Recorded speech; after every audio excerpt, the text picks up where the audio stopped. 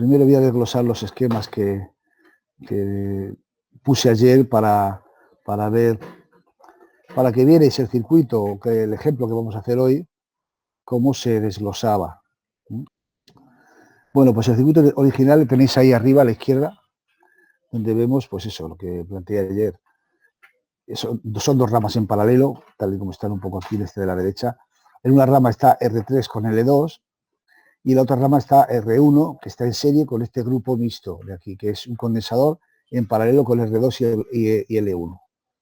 Bueno, pues eso se desglosa de la siguiente forma. Es decir, que bueno, aquí el circuito está dispuesto ya de otra manera, pero que es el mismo circuito. Observamos que del paso de este a este, pues ya decíamos ayer que se había convertido R2 y L1 en ZL1, la impedancia de la bobina 1, y R3 y L2 en ZL2, la impedancia de la bobina 2. Lo demás queda original porque se tiene que resolver en otro paso. El paso que se tiene que resolver es que ZL1 y C1 se juntan para hacer el grupo paralelo ZL1-C1. Lo demás sigue igual, ya tenemos un circuito mixto con dos resistencias arriba, o sea, dos impedancias arriba y una abajo. Entonces se resuelven las dos de arriba porque están en serie, quedando ZL1, C1, R1, esta de aquí, con una en paralelo, y finalmente la impedancia total. ¿Vale? Entonces estos pasos son los que vamos a hacer ahora a continuación en la diapositiva, calcular ZL1, ZL2, ZL1C1, ZL1C1R1 y Z total. ¿Vale? Y a partir de ahí luego ya las intensidades y las tensiones como vayamos viendo. Estamos aquí en este circuito mixto, efectivamente, y lo que procedía a calcular pues es lo que hemos visto antes en los dibujos de los esquemas. Cálculo de L1, que es esta bobina de aquí con esta resistencia, y cálculo de L2. Primero XL1, primero, claro, hay que calcular las reactancias de las bobinas y de los condensadores, porque aquí la bobina y los condensadores están puestos en miliamperes y en microfaradios. Por tanto, procede a calcular la reactancia de la bobina, que sería 2πfL, en este caso por 0,35, porque la impedancia, o sea, la autoinducción de L1 es 350 miliamperios y por lo tanto son 0,35 miliamperios, digo, milihenrios, serían 0,35 henrios. El resultado ahí lo tenéis, 109,96, 90 grados. XL2, que es lo mismo, nada más que con L2, en este caso L2 son 100 milihenrios, por lo tanto sería 0,1 puesto en henrios, 90 grados, y el resultado 31,42, 90 grados. Ya se calcula también el condensador, aunque bueno, lo necesitaríamos luego, pero bueno, vamos a dejar calculado también el condensador. X sub C, el vector X sub C, 1 partido por 2πfC menos 90, quedaría en la capacidad que son 5 microfaradios, pues son 5 por 10 elevado a menos 6 faradios, ¿vale? Esto sería 5 por 10 elevado a menos 6, es lo que serían los 5 microfaradios que tenemos aquí. El resultado pues sería 636,62 menos 90, argumento menos 90 ohmios. Y ahora es cuando ya digo, vamos a calcular la ZL1 y la ZL2. ZL1, que veis que está compuesta de R2 y L1, se compone, pues eso, de la suma del vector R2 más XL1. En este caso son dos vectores, uno totalmente real y otro totalmente imaginario, lo ponemos aquí. Lo podemos calcular tanto, yo lo he puesto en modo binómico, pero podríamos haberlo puesto los dos en modo polar perfectamente. Me daría igual en este caso, ¿vale? Porque al final el resultado va a aparecer en modo polar. Lo pongo en modo binómico para que se vea claramente que sumamos, por un lado, en R2 solo parte real, porque la parte imaginaria es 0, y con XL1 solo parte imaginaria, porque la parte real es 0. Se me queda, por tanto, que la impedancia ZL1 en binómico son 100 más 109,62 J, que en polar sería eso. Pero siempre, a la hora de manejar los circuitos reales, vamos a trabajar con el polar. Que bueno, ve aquí un error en 0,96 y 0,62. Bueno, porque cometí un error al pulsar este decimal aquí, pero en realidad el cálculo está bien. Por lo tanto, serían 109,96, que es lo que me dio el cálculo de XL1. El resultado total de ZL1 es 148,63. Argumento 47,71. Es decir, esto es lo que vale justamente esta impedancia de aquí, que estoy señalando los circuitos, esta de aquí arriba. Vamos a calcular esta de aquí abajo. Aquí abajo se forma por L2 y R3. ZL2, pues igual que antes. R3, la resistencia R3, el vector resistencia R3, más el vector reactancia XL2. Lo mismo ponemos en formato binómico y el resultado me da en formato binómico 31,42. Bueno, aquí he puesto 42 porque aquí había cogido un decimal, pero el siguiente decimal pues es el 2, como veis aquí. El resultado en polar son 153,25 y el argumento 11,83 de ZL2. Con estos dos cálculos ya estaríamos efectivamente en este circuito, donde tenemos una resistencia R1 en serie con el grupo paralelo ZL1 y CD1 y a su vez todo ello en paralelo con ZL2. Pasaríamos aquí en el cual resolveríamos este grupo en paralelo, ¿no? Y lo que tenemos que resolver ahora es ZL1, C1. Y vamos a calcular ahora el ZL1, C1, que es el resultante del grupo paralelo este, ZL1 y del condensador, de ZL1 y condensador, que sería, como es un grupo paralelo, pues 1 partido por 1 entre ZL1 más 1 partido por X sub C. Poniéndolo en los valores serían eso, ZL1 que son 148,63, que es lo que nos había dado aquí, y el condensador 636,62, que es lo que nos había dado aquí. El resultado es 176,50. Argumento 36,96, mío. Bien, pues ya tenemos ese, entonces pasaríamos al siguiente. Ya tenemos este cálculo, pasaríamos al siguiente, que sería la resolución de estos dos en serie. R1 y lo que acabo de calcular en serie, es decir, la suma. Como es la suma, sería la suma de este vector más este. Entonces ya aquí, bueno, podría lo planteo aquí como en forma de vector. Y aquí ya lo pongo, fijaros bien la diferencia, aunque a pesar de ser una suma que lo podría haber hecho como esto, de aquí arriba, igual que ZL2 y ZL1, pues he querido ponerlo en polar, para que veáis que me da igual. Yo puedo hacer el cálculo en polar si tengo la calculadora para manejar con números complejos que en binómico. R1, que son los 400 ohmios, lo veis aquí en el dibujo original, 400 ohmios, 0 grados, y ZL1, C1, que lo acabo de calcular, 176,50, 36,96. Lo hago en polar y me da el resultado directo de 551,34 y argumento 11,1. ¿De acuerdo? Entonces ya estaríamos en este circuito de aquí. Pasaríamos a este otro, ya al total, ¿vale? De aquí, estamos aquí, pasaríamos al total. ¿Y el total en qué consiste? Pues el paralelo de la impedancia que acabo de calcular con la impedancia que calculé al principio, ZL2. El paralelo de estos dos. Como es un paralelo, la impedancia total finalmente es 1 partido de 1 entre ZL1, C1, R1, que es la que acabo de calcular, y 1 partido por ZL2. Aplicando números, ZL1, C1, R1, que es 551,34, argumento 11,1, y el otro que es ZL2, que lo tengo aquí arriba, 153,25, argumento 11,83. El resultado lo metemos en la calculadora y me da 119,92, argumento 11,67. ¿Vale? Bueno, pues hasta ahí hemos hecho el recorrido del circuito original pasando por este que sería el primero, este que sería el segundo, abajo a la izquierda, este que sería el tercero, abajo a la izquierda, y el último que tenemos aquí, abajo del todo a la derecha, donde pone ejemplo mixto. Hemos llegado al circuito genérico, este de aquí, tensión total, impedancia total. ¿Qué es lo que nos falta por calcular aquí? Pues en este circuito, concretamente, lo único que hay que calcular es la intensidad total, que es lo que procederíamos a calcular. Ya que tenemos la tensión total y la impedancia total, pasaríamos a determinar la intensidad total, que corresponde, como no, a la tensión total partido por la impedancia total, todo ello en vectores.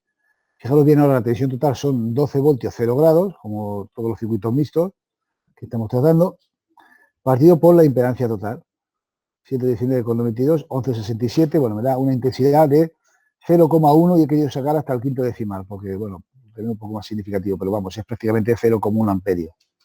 Y el argumento, menos 11,67. Este es el ángulo phi del circuito, porque si la tensión es 0 grados, el desfase entre la tensión y la intensidad, que el vector de intensidad es este, sería menos 0,67 grados. Entonces, al final, cuando calculemos el coseno de phi, será el coseno de este ángulo. ¿Vale? Porque siempre el coseno de phi de un circuito es el coseno del ángulo que forma la tensión y la intensidad.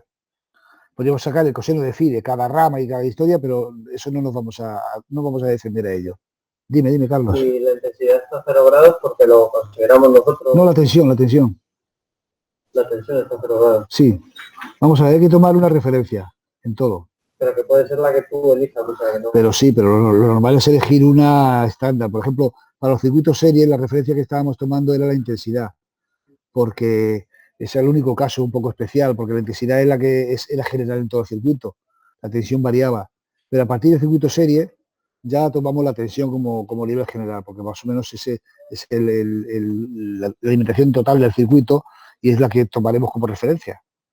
¿De acuerdo? Entonces, a partir de ahí, pero vamos, si hacen el cálculo al revés, tomando la intensidad total, pues saldría la intensidad a 0 grados y la tensión te hubiera salido menos 11,67. O sea, perdón, más 11,67. Pero vamos, nosotros lo haremos así, porque resulta más sencillo, ya que tenemos la tensión total como dato de partida, pues aplicar a esa a los 0 grados y ir arrastrando el cálculo, no ir arrastrando un ángulo que es phi, hasta que lo sacamos. Pero podría ser válido, ¿no? Ya... Podría ser válido, pero te vas a complicar la vida, te lo aseguro. Sí, te vas a complicar la vida porque tienes que arrastrar el phi hasta que en algún momento calcules ese phi. Vale, es que en serie era muy fácil calcular el ángulo porque lo podías hacer con el triángulo de impedancia. Entonces lo más sencillo es hacerlo así. Bueno, tenemos la intensidad total y por tanto tenemos todo lo que tenemos que saber de este circuito. Pasamos al anterior. En el anterior nos damos cuenta efectivamente que es un circuito paralelo de dos, donde tenemos la tensión, porque es la misma en los dos y esta es igual a total. Por lo tanto, nos faltaría por calcular aquí la intensidad que pasa por ZL1, C1, R1 y la intensidad que pasa por ZL2. En este caso, bueno, pues voy a poner que 0,10006 pues son 100,06 miliamperios. Decía, la intensidad L2, que es la de aquí abajo, la vamos a calcular, pues igual a la tensión total, porque esa es la tensión que hay en L2, partido por ZL2. Aplicando números, al final me sale 0,0783 y argumento menos 11,83. Porque recordar que era el argumento de la ZL2 era 11,83, entonces 0 menos 11,83 sale negativo también. En miliamperios, porque, bueno, al final, cuando hagamos la práctica, haremos lo mismo que corriente continua, preparamos las tablas y demás. En las tablas, sobre todo, lo que vamos a poner va a ser el valor en miliamperios. Y por eso lo pongo yo aquí en miliamperios, porque cuando vais a hacer las medidas, lo que vais a tener van a ser miliamperios. Entonces, quiero que lo pongáis en las tablas en miliamperios. La otra intensidad L1C1R1, que efectivamente era la de esta rama de aquí arriba, ¿no? Pues es también la tensión total partido por esa impedancia. La tensión total son 12 voltios 0 grados, partido por 551,34, 11,1, que es lo que teníamos de esa impedancia, me da el resultado 0,02176 menos 11,1. En total, 21,76 miliamperios. Bien, tenemos esas dos intensidades y ya en este circuito de aquí ya no hay más que calcular. En este de aquí abajo. Pasamos al anterior y nos damos cuenta que de este al anterior, lo que era antes una impedancia, ahora son dos, en serie. Por lo tanto, lo que hay que calcular va a ser la intensidad que tenemos por esta rama, la conocemos, es la misma tanto en R1 como en ZL1, es decir, es la misma en un circuito serie. Por lo tanto, tenemos la intensidad, lo que nos faltaría por calcular serían las dos tensiones, la tensión en R1 y la tensión en Z1 LF1. Lo demás estaría calculado, pues eso es lo que hacemos ahora, calcular las dos tensiones. Primero la tensión en R1, que es esta intensidad que acabamos de calcular, porque esta intensidad es la que pasa por esta rama de arriba, a ver si lo que tenemos aquí el error de meter la intensidad total, multiplicado por el vector R1, ahí lo tenemos, la intensidad por el vector R1 que son 400 ohmios, 0 grados, y nos sale 8,71 voltios, argumento menos 11,1 grado. Y la otra tensión, la tensión en el grupo L1C1, en ZL1C1, es la misma intensidad porque es la misma rama, multiplicado por el vector ZL1C1. Esto me da intensidad por esa impedancia que habíamos calculado, está en la diapositiva anterior, 3,84, argumento 25,86 voltios. Entonces, en ese circuito ya no tengo nada más que calcular. Pasaríamos al anterior. Fijaros que todo el proceso es semejante al de continuo. Lo único que complica un poco esto es el cálculo con vectores, pero el proceso es igual. Ahora, al pasar de aquí a aquí, ¿con qué nos encontramos? Con que lo que antes era una impedancia Z1 LC1 se ha convertido en un grupo paralelo. Por lo tanto, lo que ha cambiado es ahí donde hay que calcular. ¿Y qué es lo que hay que calcular? La tensión es la misma porque están en paralelo y por lo tanto es igual a la total de este circuito, a la total del paralelo, hemos calculado antes. Entonces lo que faltaría por calcular es la intensidad que pasa por ZL1 y la intensidad que pasa por C1. Esa intensidad la tenemos aquí.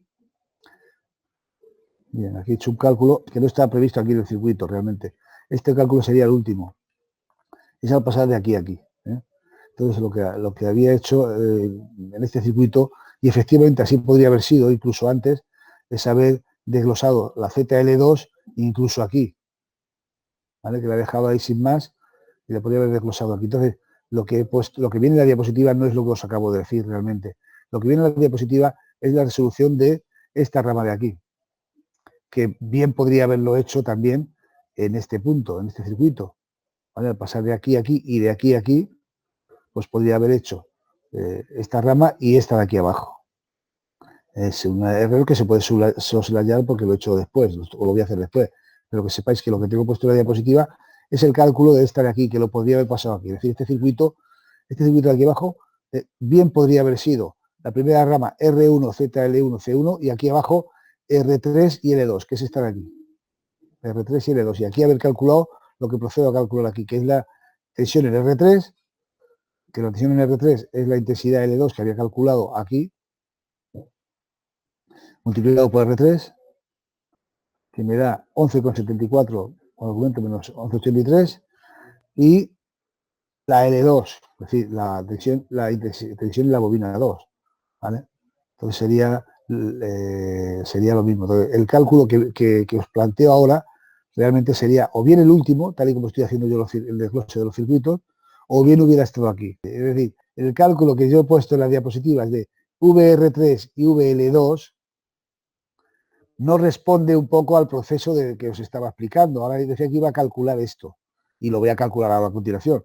Pero ahora me ha salido ahí en la diapositiva, me ha salido esto, R3 y L2, VL2, cuando lo debería haber hecho ahora, después, o bien lo podría haber hecho incluso en el salto de este circuito de aquí abajo, a la izquierda, aquí arriba. Igual que esta la he desglosado en dos, esta ZL2 también la podría haber desglosado en estas dos. ¿Vale? Es lo que os quiero decir a todos. Entonces, por eso ahora me ha venido el cálculo este de VR3 y VL2. Completo, sería 2,46, 78, 17. Entonces, sería esto. Digamos que aquí he calculado la tensión aquí y la tensión aquí. Y por último, ya lo que os decía, procederíamos a calcular la intensidad en ZL1 y la intensidad en C1. Es lo que procedería a calcular ahora. Intensidad L1, que es igual a la tensión que hay en ese grupo. La tensión que hay en ese grupo es VL1, C1. Sí, la tensión que hay en este grupo es la tensión que había calculado antes, es la tensión que hay en esta impedancia, partido por ZL1. El resultado, ahí lo tenéis. 0,02585 menos 21,85 y el resultado son 25,85 miliamperios. Entonces, XL1, a ver, ya lo tengo calculado aquí, he repetido el cálculo. No es que he repetido el cálculo, he puesto XL1 y L1 igual que aquí, entonces aquí otro error. El error es que aquí he puesto IL1, que esto está bien, y en el siguiente, cuando he querido calcular la IC, la intensidad del condensador, he vuelto a poner aquí otra vez IL1, y es la del condensador. Estoy calculando, remitiéndome al circuito, la intensidad que pasa por esta rama, la de C1.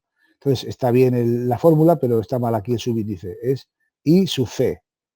El vector I sub C sería la tensión de ese grupo partido por X sub C, da una intensidad de 0,006034 con argumento 115,86, serían 6,034 miliamperios. La intensidad que pasa por aquí, por el condensador este. En este punto, cuando ya tenemos todo eso, lo único que me faltaría es pasar de aquí a aquí. Bueno, solamente me faltaría la tensión R2. Falta calcular la tensión R2 porque esta impedancia de aquí, ZL1, ¿veis? Al pasar aquí, digamos que este circuito, al pasar este circuito, me cambian dos ramas, que sería esta de aquí y me cambia esta de aquí. Pero esta de aquí, que es R3 y R2, ya lo he calculado antes, ¿no? Entonces, o lo calculo antes, cuando estaba, os he dicho, como os he comentado antes, o lo calcularía ahora. Lo que sí que voy a calcular ahora es esta ZL1, que al llegar aquí se separa en dos, R2 y L1. Y por tanto calcularíamos la tensión en R2 y la tensión en L1, que es lo último que tenemos que calcular. La tensión en R2 es la intensidad de esa rama, que la he calculado antes, y el L1 no es esta y L1, es la anterior, porque esto es I sub C. Por R2 me sale una tensión de 2,58 voltios, argumento menos 21,85. Y la tensión en la bobina es la misma intensidad, ¿no? La intensidad anterior, repito, no la del condensador, por XL1, que sería eso, 0,02585, argumento menos 21, por 109,96, argumento 90, saldrían 2,84, argumento 68,15. Y ya lo tendríamos todo. Tendríamos calculado todas las tensiones y todas las intensidades del circuito. Preferiría calcular el coseno de phi. El coseno de phi, tan simple como coger el ángulo que ya habíamos dado a la intensidad total, ese que os he dicho antes, ¿no? Y sacar el coseno de ese ángulo. El coseno de phi es el coseno de arco coseno de menos 11,67, ¿vale? Esto sería, esto de coseno menos 1 está mal. Es coseno simplemente. Porque yo ya tengo el ángulo. El coseno menos 1 es por un copia-pega de otros anteriores que había calculado el coseno por la otra forma y quería el ángulo. Entonces, esto de coseno menos 1 no lo copiéis tal cual, sería coseno sencillamente. Menos 11, el coseno del ángulo que es menos 11,67. Recordad que os he dicho antes que el ángulo de la intensidad total es menos 11,67. Por lo tanto, coseno de phi es igual a coseno de menos 11,67, que es 0,97933. Ese es el coseno de phi de este circuito, entendiendo como tal el ángulo que forma la tensión total con la intensidad total. O mejor dicho, la intensidad total con respecto a la tensión total. Ese ángulo ya lo habíamos determinado antes al determinar el argumento de la intensidad total, que era 11,67. Por tanto, el coseno de 11,67, repito, el menos 1, este está mal, sería 0,9793. Y de aquí, bueno, ya calcular las potencias. Voy a hacer que figure aquí el tema de las potencias para que, bueno, lo tengáis, porque los anteriores ejemplos que puse no lo incluí en las diapositivas. Lo pongo aquí, pero que vais a ver que es muy simple el cálculo, porque ya lo expliqué en un momento. La potencia aparente es tensión por intensidad, refiriéndonos a la tensión total por la intensidad total, 12 por 0,10006, que me da 1,2 voltiamperios. La potencia activa es igual a esa potencia aparente, que es V por I, ¿vale? Por coseno de phi. Es decir, la potencia aparente por coseno de phi. Como tenemos que es 1,2 voltiamperios por 0,97933, me da 1,176 vatios. Esa es la potencia activa. Y la potencia reactiva, Q, pues es también la potencia aparente por el seno, ahora, por el seno de phi. 1,2 por 0,2023, aquí no está el cálculo del seno, pero es fácil de sacar del coseno con la calculadora el seno, o más bien del ángulo, como ya tengo el ángulo, sacamos el seno, ¿vale? El seno de menos 11,67, que ya digo no está aquí incluido, podría haberlo incluido aquí para calcular la potencia reactiva, es 0,2023. Por lo tanto, el cálculo es 1,2 por 0,2023, 0,2427 voltiamperios reactivos. Esa sería la potencia reactiva. Con esto ya doy por terminado la parte correspondiente al análisis de circuitos de corriente alterna, y la siguiente práctica que mande va a ser en torno a esto. Será un circuito de corriente alterna que tenéis que montar. Primero tenéis que hacer el cálculo teórico y luego tenéis que montar igual que estáis haciendo o habéis hecho con el de corriente continua. Quedaría ahora la siguiente de la unidad de trabajo, que voy a iniciarlo lo siguiente, simplemente conceptualmente, la diapositiva por donde estábamos. Voy a introducir, antes de que termine la clase, un concepto que trabajaremos el próximo día, que es el concepto de resonancia. Lo que vamos a aprender de aquí a lo siguiente, sería la siguiente práctica, en esa práctica va a haber análisis de alterna y circuitos filtros, pues es eso, circuitos filtros. Los filtros son circuitos que van a permitir o a bloquear el paso de determinadas señales, de determinadas frecuencias. Entonces, eso lo consiguen gracias a un concepto que quiero introducir ahora. El tema de los filtros lo hablaremos mañana o el viernes, me parece que cuando tenemos clase. Y es el concepto de resonancia.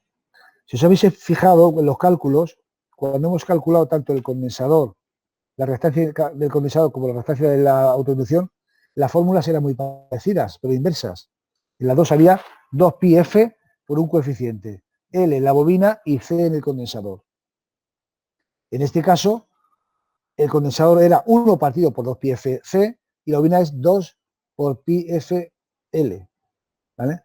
Y había una es prácticamente inversa con la otra. ¿Qué quiere decir eso de inversa? Pues quiere decir que, por ejemplo, con la frecuencia, si aumenta la frecuencia, la reactancia de la bobina aumenta, porque 2 por pi por f por l, si cuanto más grande sea f, como está multiplicando, más grande es la reactancia, cada vez siendo es más grande con la frecuencia.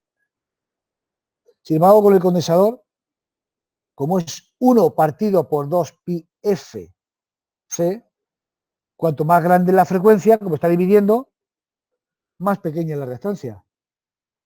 Entonces, cuando pasamos de una frecuencia baja a una frecuencia alta, a medida que aumentamos la frecuencia, la reactancia del condensador va disminuyendo y la reactancia de la bobina va creciendo, ¿vale? Entonces, esto se refleja en esta gráfica que hay aquí. Entonces veis aquí que esto sería la curva reactancia o ohmios reactivos, por decirlo de algún modo, con respecto de la frecuencia. En el eje horizontal está la frecuencia. Entonces, a medida que la frecuencia va creciendo, la reactancia de la bobina va subiendo y la reactancia del condensador va bajando. Digamos que cuando la frecuencia es cero, el condensador tiene una reactancia infinita, porque 1 partido por 0 es infinito. Y cuando la frecuencia es infinita, la reactancia de la bobina es infinita. Al contrario, cuando la frecuencia es cero, la reactancia de la bobina es cero, porque 1 cosa por 0 es 0. Y cuando la frecuencia es infinita, si extendemos esto hasta el infinito, la reactancia del condensador es 0, porque 1 partido por infinito, matemáticamente, es 0. ¿Vale?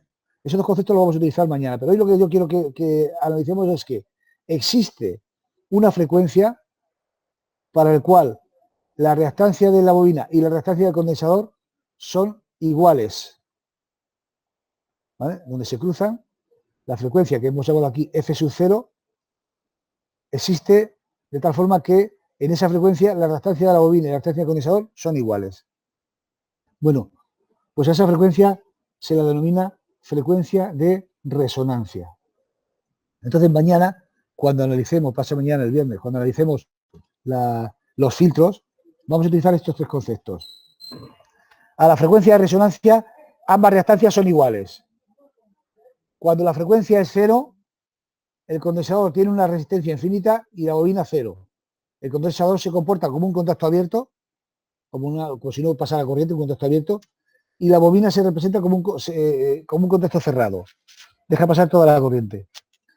Y por último, cuando la frecuencia es infinito, muy grande o tiende al infinito, la reactancia del condensador es cero, es decir, se comportaría como un contacto cerrado, y la reactancia de la bobina es infinita, se comportaría como un contacto abierto.